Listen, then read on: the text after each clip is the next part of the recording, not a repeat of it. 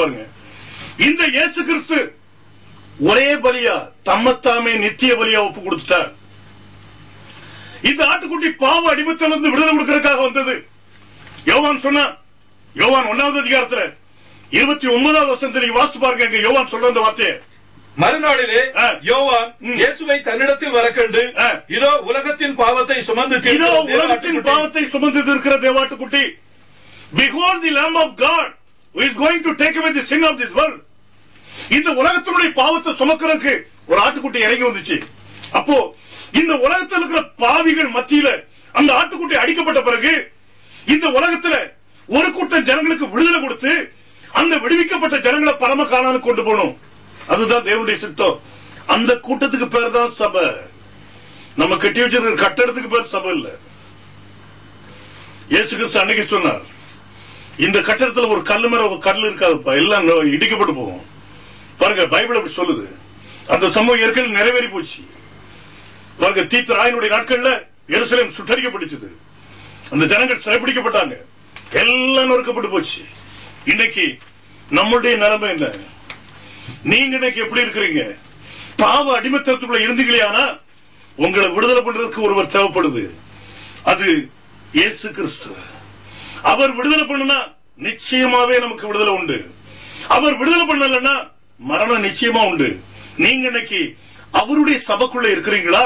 இதை இப்ப நம்ம கவனிக்கலாம்.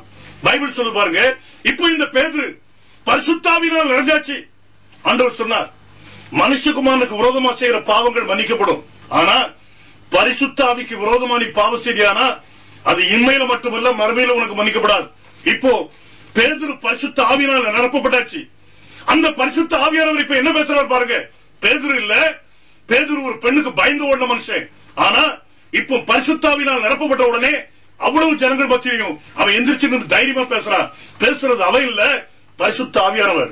ஒருவேளை உங்களுக்கு சந்தேகமா இருந்துச்சுன்னா அப்போஸ்தலர் 5வது அதிகாரத்துல நீங்க கவனிச்சு பாருங்க. 1வது வசனத்தை வாசிக்க சொல்றேன். அனனியா என்று பெயருள்ள ஒருவனும் அவனுடைய மனைவியாகிய சப்பீராலும் தங்கள் காணியாட்சியை விற்றார்கள். தன் மனைவி அறிய அவன் கிரயத்திலே ஒரு பங்கை வஞ்சித்து வைத்து ஒரு பங்கை கொண்டு வந்து அப்போஸ்தலருடைய பாதத்திலே வைத்தான். பேதுரு அவனை நோக்கி, அனனியாவே, நிலத்தின் கிரயத்தில் ஒரு பங்கை வஞ்சித்து வைத்து பரிசுத்த ஆவியினிடத்தில் பொய் சொல்லும்படி சாத்தான் உன் இருதயத்தை நிரப்பினதென்ன? பரிசுத்த ஆவியிடத்தில் பொய் சொல்லும்படி ஏன்பா சாத்தான் நிரப்பினா? அதை விற்கும் முன்னே அது உன்னுடையதா இருக்கவில்லையோ?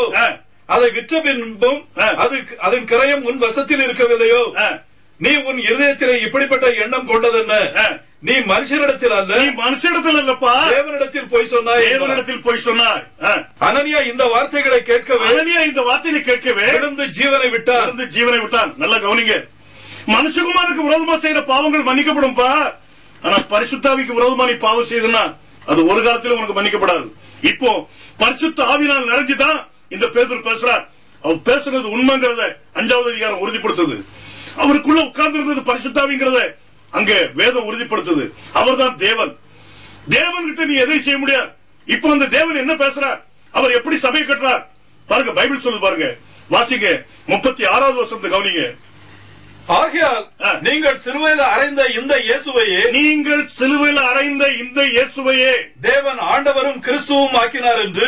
எப்படியா தேவன் ஆண்டவரும் கிறிஸ்துவும் ஆக்கினாரா? தமிழ்ல வந்து ஆண்டவர்னு கொடுத்திருக்கு, ஆங்கிலத்தில் வாசிக்க சொல்ல பாருங்க. Therefore let all the house of Israel know assuredly that God hath made that same Jesus whom ye have crucified, both Lord and Christ. See, both Lord and Christ.